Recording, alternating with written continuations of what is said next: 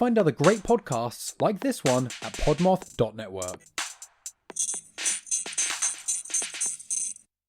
Welcome to Primetime Crime Podcast. I am your host, Kylie, and in this podcast, we are going to deep dive into some lesser known unsolved true crime cases, from missing persons to unsolved homicides.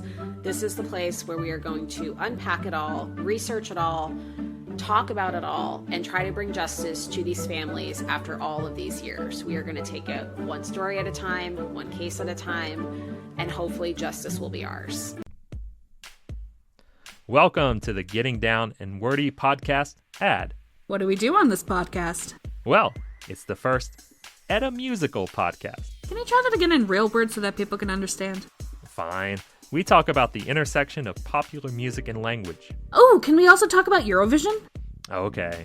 Find us on Apple and Spotify. We are a Podmoth Network podcast. Welcome to the Brutal, Bizarre, and Boozy podcast. I'm Deklan, the son. And I'm Jane, the mom. This is the podcast where we talk about brutal crimes, bizarre occurrences, and get you drunk with cocktails themed around one of our stories. To lighten things up, we'd like to end our time with a chaser. Please keep in mind some of our stories might be upsetting to young or sensitive ears. We love hearing from our listeners, so feel free to contact us by email or social media.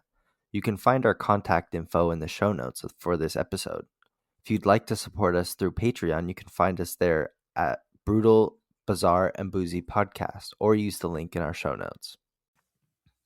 Welcome back, everybody. Thanks for joining us again for another episode of Brutal, Bizarre, and Boozy. How are you doing today, Deklan? I'm tired today. We partied hard yesterday, so. Long night yesterday. Yes. This is the 4th of July for everyone wondering yesterday, so. Yes. We're recovering, but how are you today, Mom? We are. I'm doing well, thank you. What story do you have for us today? I'm going to be talking about Rebecca Schaeffer. Oh, the actress. Yes. Okay. What story do you have for us today? I have another flood story. Flood? Yes. Interesting. Yeah, it's an interesting flood story, kind of similar to ones we've done in the past. Yeah. Okay, a substance that you wouldn't think would be flooding? Correct. Okay. Correct. And to go with my flood story, I brought the cocktail, the Irish Buck, which is made of 1.5 ounces of Irish whiskey, 1/4 ounce of lime juice, 2 ounces of ginger ale, and then you can garnish with a lime wheel. The steps are to add the whiskey and lime juice in a Collins glass with ice, and then top with ginger ale, stirring gently to combine. I think it's pretty basic, but I think it might be pretty tasty as well. Yeah, nothing in there screams nasty. Mm-hmm.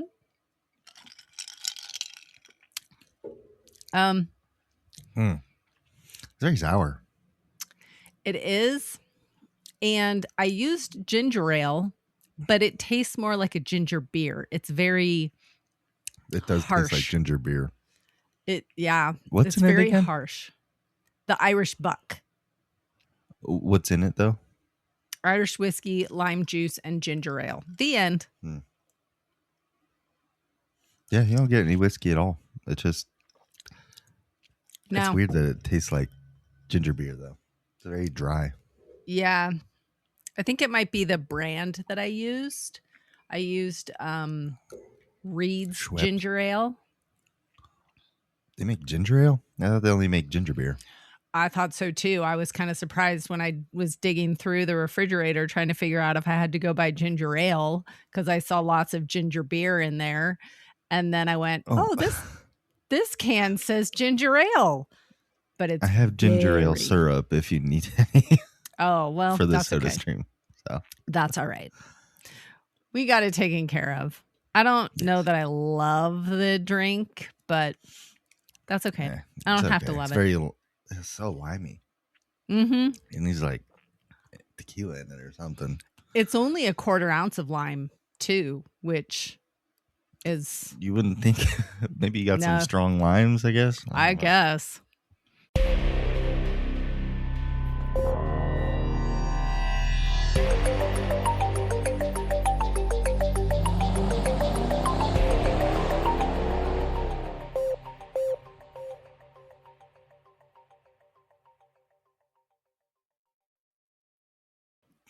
Okay, as I mentioned, I've got a flood story for you. And this is similar to a couple of other stories we've covered in the past, specifically on episode 17. You talked about the molasses flood. Mm.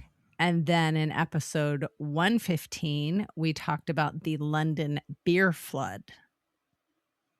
I think I covered both of those, right? You did. So you might have guessed that since our cocktail today is named the Irish Buck, that we're going to Ireland, and you would be correct. It's either that or Irish whiskey was my guess, but Both. okay. Yes. On the afternoon of June 18th, 1875, the streets of Dublin became the setting for one of the strangest disasters in Irish history. It wasn't a riot, a rebellion, or even a particularly devastating fire that people remembered. Instead, the city witnessed rivers of burning whiskey flowing through the streets. Burning on fire. Yes. Okay. So we got a flood that's also on fire, which That's terrifying. is unique. Yes. Residents rushed from their homes carrying buckets, cups, hats, even their bare hands to scoop up the liquor before it disappeared. By the time the flames... Oh, you're going to really gag here soon. By the time the flames had been extinguished, thousands of barrels of whiskey had been destroyed, businesses had been reduced to rubble, and more than a dozen people had lost their lives. Not from burns or collapsing buildings, but from drinking too much whiskey straight from the gutters. That's like a whole different take on a Zamboni. Yeah. Like when you spill a drink and you have to slurp it off the counter. Yeah. This is slurping it out of it's you're gonna just wait. It Okay. gets worse. Okay. The Dublin Whiskey Fire remains one of the most bizarre industrial disasters ever recorded, and more than 150 years later, it still sounds almost too unbelievable to be true. To understand how something like this could happen, it's important to understand what Dublin looked like in the late 19th century. By the 1870s, Dublin was one of the world's great whiskey capitals. I think it probably still is, would be my guess. Irish whiskey was exported across Europe, Northern America, and the British Empire, and some of the largest distilleries in the world operated within the city. Whiskey warehouses lined many of the streets in an area known as the Liberties, a historic district just southwest of Dublin's city center. The neighborhood was crowded with distilleries, cooperages, breweries, warehouses, and workers' homes, making it one of the busiest industrial districts in Ireland. Among those businesses was a bonded warehouse owned by whiskey merchant Lawrence Malone. Rather than producing whiskey himself, Malone stored enormous quantities of spirits that had been distilled elsewhere and were aging in massive oak casks. These warehouses held thousands of gallons of highly flammable alcohol waiting to be taxed and sold. Although whiskey itself doesn't ignite easily when bottled, the situation inside a bonded warehouse was very different. Large wooden casks slowly released alcohol vapors into the surrounding air. Combined with dry timber construction and thousands of gallons of high-proof spirits, the warehouses represented a significant fire hazard, which... Yeah. I'm guessing they smoked inside there all the time. Oh, probably. I would think so. Friday, June 18th, 1875 began like any other summer afternoon. Around 4:30 p.m., smoke was noticed rising from Malone's warehouse on Chambers Street. The exact cause of the fire has never been conclusively determined. So we don't know if somebody was smoking inside or what happened. But I would guess regardless, smoking. within minutes, Flames spread rapidly through the structure. The warehouse contained approximately 5,000 barrels of whiskey. Although the warehouse how many contained... are in a barrel? Or I should say, how much is in a barrel? Well, these were barrels of different sizes, but apparently, I think it was called a hogshead barrel. I don't know how many gallons is in that size of barrel. I had to look it up because I was like, what is a hogshead barrel? And there's depending on the size of the barrel, there's different names for it, but I didn't think it was all that importantly relevant. There were 5,000 barrels, which had multiple gallons in each one. Okay. Altogether, the warehouse contained well over 1 million gallons of aging whiskey. As temperatures climbed, the wooden casks began to expand, and then they started exploding. As the barrels burst, torrents of whiskey were released into the burning warehouse and then the surrounding area. The liquid quickly caught fire, creating what witnesses later described as rivers of flaming alcohol pouring through the streets. Some people considered it to be similar to lava, just rolling down the street. Oh, God. Neighbors living in the area of the fire were alerted by an unusual sound of alarm. Not a fire alarm, but actually the squealing of pigs that were often kept near housing units. Firefighters... So you're getting maple whiskey bacon. Yes. You are going to get some bacon doused whiskey.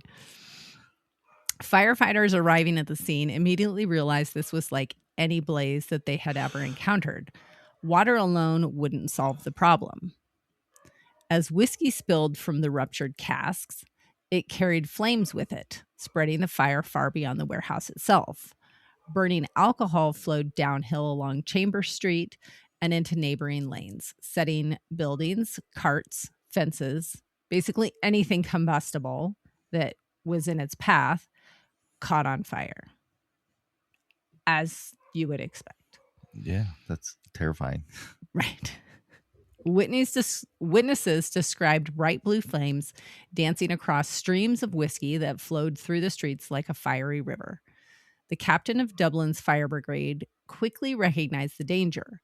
Plain water wouldn't stop the fire because the alcohol would just float on top and continue to burn. Rather than simply spraying water everywhere, firefighters made a remarkable decision to use organic matter to stop the flow. Specifically, they used horse manure, which was readily available since horses were still being used for transporting products. Isn't that also flammable? Don't they make bombs out of that? Yeah, but it's probably, mixed with other things. Less concentrated I would think if you're using it to make bombs with, you want it to be more concentrated, but I don't know, but it worked. They, were able to make dams and block the water and the whiskey. Another unexpected problem quickly emerged, though. Curious spectators. People across Dublin heard of the large fire and wanted to take a look. I mean, it's kind of exciting. Go see what's going down in the Liberties. Many people were interested in watching the firefighters. But many people were not. And many people came for the whiskey. Despite the alcohol being mixed with soot, ash, dirt, broken glass, horse manure, pig feces, as I just mentioned. Yes, the pigs. It's flowing past the pigs. And whatever else happened to be washing through the streets, people began collecting it however they could. They were using buckets, bowls, pans, their hands, sometimes bottles. Some people took their boots off to dredge it through the gutters to get the whiskey and other miscellaneous stuff. If it's strong enough, the whiskey will kill the bacteria in the horse manure. Might be okay. Part of that strength is the problem. We'll get to that. As firefighters struggled to contain the blaze, constables found themselves in the unusual position of trying to prevent people from drinking the contaminated whiskey out of the roadside ditches. But their warnings largely fell on deaf ears. As evening approached, increasing numbers of spectators became visibly intoxicated.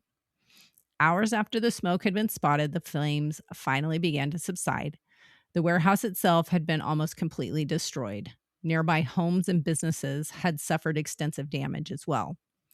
Thousands upon thousands of gallons of valuable Irish whiskey had either burned or evaporated into the evening sky. The immediate danger appeared to be over, but the strangest and ultimately deadliest chapter of the disaster was only beginning. By sunrise on June 19th, the flames had finally been brought under control. Many homes had been destroyed or severely damaged, along with warehouses, businesses, and portions of the surrounding industrial district. Some livestock had perished in the blaze, and thousands of gallons of valuable Irish whiskey had literally gone up in smoke. The losses were estimated at more than 100 million pounds in 1875 money, which roughly equates to about 15 million pounds today, or about 20 million US dollars. Jesus, that's a lot. That's a lot of whiskey, but also, homes and businesses were damaged too. So I'm sure that factored in as well. Remarkably, despite the scale of the fire itself, not a single person died from burns or smoke inhalation. No one actually died from the fire itself, which is pretty amazing. Instead, the tragedy shifted from the fire scene to hospitals and homes across Dublin. Throughout the night, doctors began treating people suffering from severe alcohol intoxication or alcohol poisoning. Jesus. It's better than going up in flames, I guess. True. Many had consumed large quantities of whiskey taken directly from the streets. Unlike the whiskey people were accustomed to buying in bottles, the spirit flowing from the warehouse had not been diluted for retail sale. So the proof was really, really high. Like 180? Probably. Jesus it remained Christ. at cask strength, making it significantly more potent than ordinary drinking whiskey. Even worse, it had traveled through the gutters, like I said, collecting all of the whatever was in the gutters as well. In a survival situation, I would do that.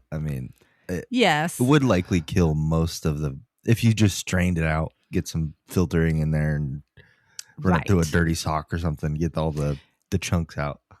Right. Well, and like you said, it's a high proof. I don't know how high a proof you need to kill horse manure.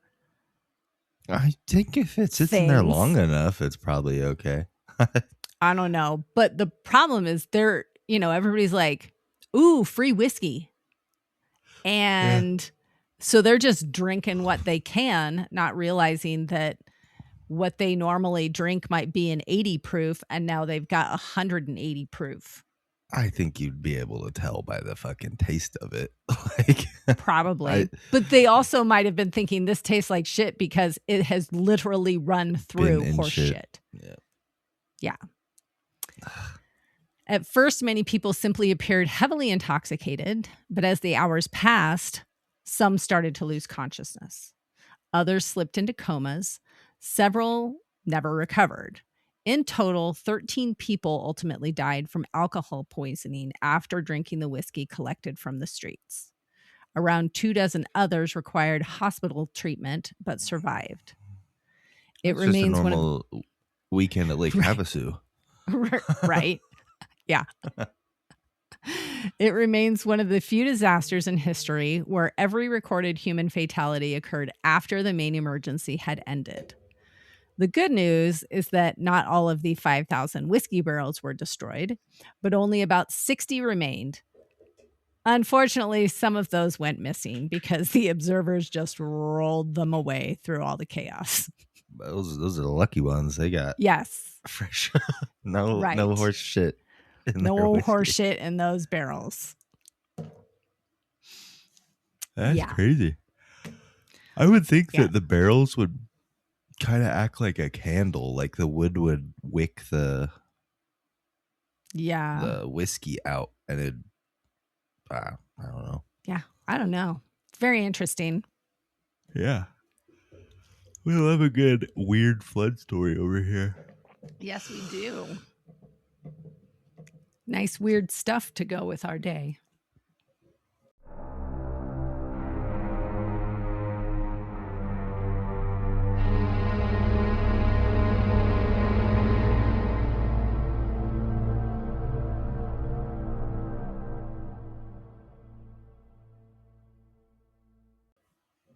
Okay, let's talk about Rebecca Schaeffer. Schaeffer was born on November 6, 1967 in Eugene, Oregon. Oh. The only child of Dana Olivia Schaeffer and Benson Schaeffer. Her mother was a writer and instructor who taught at Willamette University and Portland Community College, and her father worked as a child psychologist. Schaeffer was raised in Portland, where she attended Lincoln High School. She was raised Jewish and initially inspired to become a rabbi. But she began modeling during her junior year in high school, which is odd to me, but it was the 70s. So Why is that odd to you? I feel like models should be older. Adults. Yeah. Typically, with the stories you hear from the modeling world. Yeah, it's not kind to children. No. Or teenagers. She appeared in department store catalogs and television commercials and as an extra on television films. In 1984, when she was 16, she worked a summer in New York City with Elite Model Management, and with her parents' permission, stayed in the city to pursue modeling. Which, that's the weird part. 16. Yeah. Going to New York for modeling. And living there without your parents. Yeah. So while working in New York, Schaeffer attended professional children's school. She had also had a short-term role on the daytime soap opera Guiding Light. Guiding Never Light, heard of it. yes. I watched it once upon a time. What was it about? It's a soap opera. It's not about anything. Just drama, everyday drama. Yeah. Okay. Yeah. It's a soap opera. In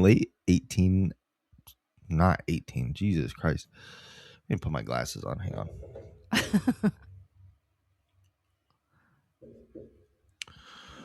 Okay. In late 1984, Schaeffer landed the role of Annie Barnes on ABC's One Life to Live for a stint that lasted 6 months.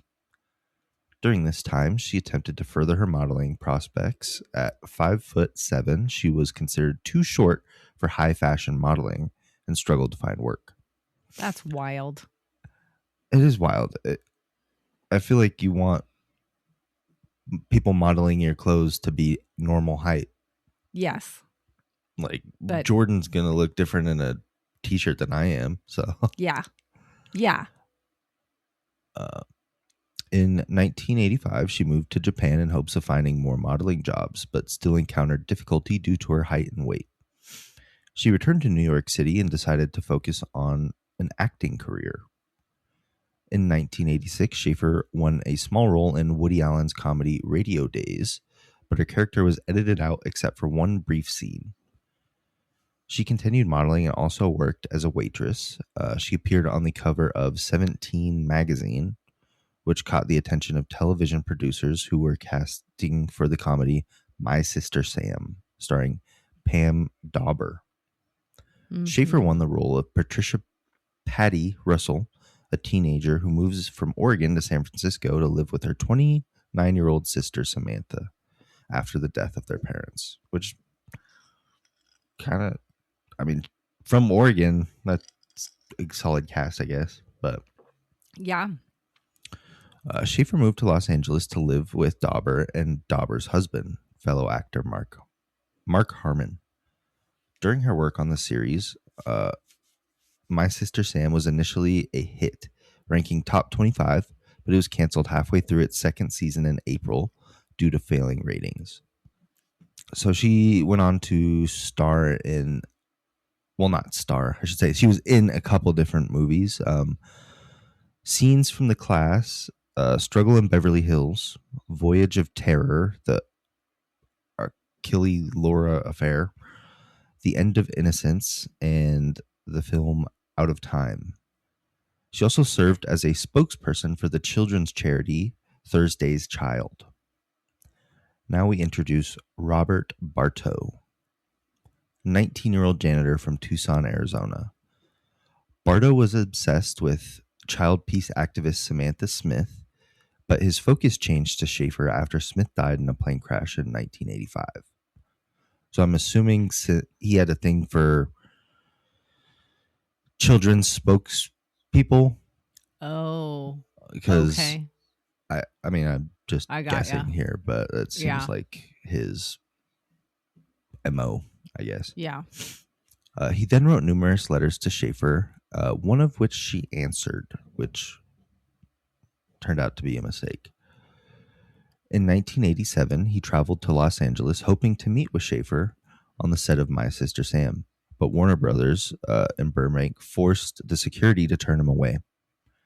He returned a month later armed with a knife, but again, security guards prevented him from gaining access. Wow. He returned to Tucson and lost focus on Schaeffer for a while as his obsession shifted towards pop singers Tiffany, Debbie Gibson, and Madonna. Wow. This guy. Yeah, he's a very obsessive person, it sounds like. Yeah, it sounds like it. Bartow watched Schaeffer in the black comedy film Scenes from the Class Struggle in Beverly Hills in 1989, in which she appeared in bed with another actor. He became enraged by the scene, apparently out of jealousy, and decided that Schaeffer would be punished for becoming another Hollywood whore, in quotes. No. Yuck. Arthur Richard Jackson had stalked and stabbed actress Teresa Saldana in 1982, and Bartow learned that Jackson had used a private investigator to obtain her address. Bartow then paid a detective agency in Tucson $250 to find Schaeffer's home address in Fairfax. Oh. And they got that from the California DMV. Oh, fuck. With the help of his brother, he acquired a Ruger .357 revolver. Bartow traveled overnight from Tucson to Los Angeles for a third time and roamed the Fairfax neighborhood where Schaeffer lived, asking people if she actually lived there. Once he was certain that the address was correct, he rang the doorbell. Schaeffer was preparing for an audition for The Godfather Part 3, where she was scheduled to meet director Francis Ford Coppola later in the afternoon to cast the role of Mary Corleone, the daughter of Michael Corleone in the film. Schaeffer lived alone at her apartment. As she was expecting the delivery of Coppola's script, she answered the door. Bartow presented her with a manila envelope with a letter and an autograph that she had previously sent him. After a short conversation, she asked him not to come to her home again. He went to a diner nearby and had breakfast, then returned to her apartment an hour later. Schaeffer was seen wearing a black bathrobe. She answered the door with a cold look on her face, and Bartow later said that she had a cold look on her face when she opened the door. At 10:15, Bartow pulled out the handgun and shot her in the chest at point-blank range in the doorway of her apartment building. Jesus. Neighbors quickly rushed to the scene when they found a dying Schaeffer collapsed on the ground. According to Bartow, she kept repeating, "Why? Why?" Los Angeles Police Department Detective Dan Andrews was the first policeman to arrive at the scene, and Schaeffer was rushed to the emergency room of Cedars-Sinai Medical Center, where she was pronounced dead 30 minutes after her arrival. Tucson Police Department Chief Peter Ronstadt arrested Bardo as he was returning to Tucson the next day after motorists reported a man running through traffic on the interstate. He immediately Okay. confessed to the murder. Well, that was nice of him. Yes. Bardo was convicted on October 29th, 1999 of first-degree aggravated murder. In a bench trial, he was sentenced to life in prison without the possibility of parole. That's good. As a result of this incident, federal law regarding the release of personal information through DMV was changed, which is fucking good. Yeah. Schaeffer's parents, Benson and Donna, became advocates on gun control safety following her death. And the Driver Privacy Protection Act, which prevents DMV from releasing private addresses, was enacted in the Congress in 1994. Her death also helped prompt the 1990 passing of America's first anti-stalking laws. Oh, really? Yeah. So at least something good came from it, I guess. Ugh. I mean, it's just a fucked up story, though. It is so fucked up to think that it was that easy for him to find out. 250. I mean, if he knew how to do it, it probably wouldn't have taken him $250. I mean, Right. Granted, back then you didn't have a computer, but Right. Yeah. or most people didn't have one, I should say. Wow. That's so. I didn't realize that's how he got the address. And yeah, fucking DMV. Just another reason to hate the DMV. I mean, come on. True. Sorry if you work at a DMV, but you know the stigma. Yes.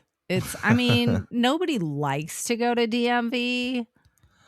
But the workers there don't make it much better for everyone else. But consider I should say the last time I went to the DMV, I had a fantastic experience. I was in and out in 15 minutes to get my new license. Did you schedule the appointment? Nope, just walked in. Oh, wow. Yeah.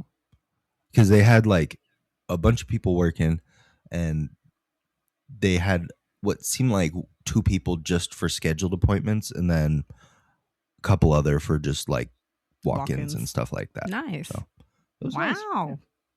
nice. That's great. Shout out to the Corvallis DMV. No kidding, right?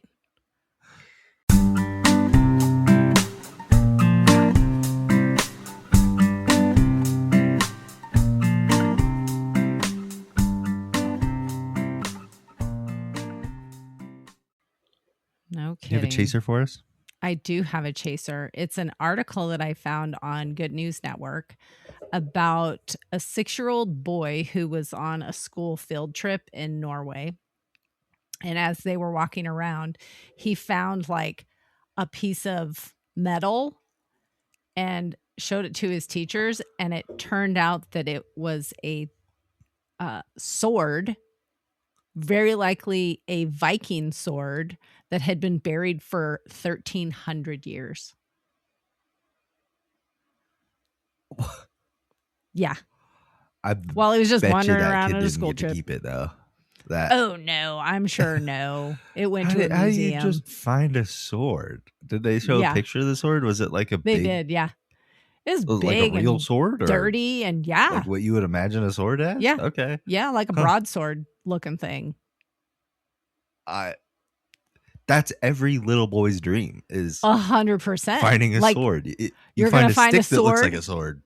You want to find a sword, or you want to find a dinosaur bone, or like a fossil the size of a car. Yeah. Like it. That's really cool. Yeah. I'm jealous. Super cool.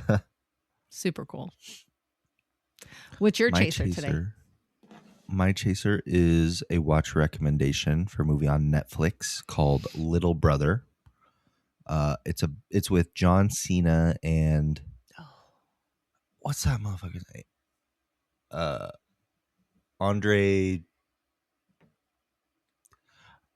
Eric Andre. There we go.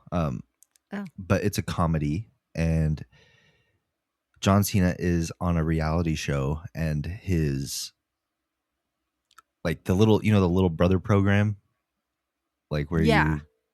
So his little brother escapes a psych ward and finds him while he's shooting his reality show. But it being a reality show, they're more interested in the little brother than John Cena. Of course. So Of it's course. full of ridiculous antics, and it's pretty funny. So Awesome. yeah, it's a good watch. I'll have to check it out. I haven't seen it yet. So. As soon as I got into it, I was like, oh, but you guys are going to love this movie. Oh, good. I should have saved it so we could all watch it together, but I'll watch it again That's with you guys. okay. I was going to say, if it's that good, you'll probably watch it again and we can all enjoy it together. Yeah, I don't mind watching it again. Yeah. We should do a family movie soon. Yeah, I'm down. Yeah. You can do it tonight. Yeah, we definitely could. Well, I think that brings us to the end of today's episode. It does. Thanks for listening, everybody. Absolutely. Thanks, friends. Yeah, love you, Mom. Love you too, bud. Bye. Bye. Hey, friends. Thank you for supporting our podcast. Please share our show with your brutal and bizarre friends. Give us a Boozy follow on your favorite podcast platform. If you're feeling extra generous, we'd appreciate a 5-star rating or review as well. But maybe do that sober so all the letters are in the right place. You can find all our contact information in the show notes. We love hearing from you, and if you're interested in helping us stock the bar for our future Boozy episodes, you can find our Patreon link in the show notes as well.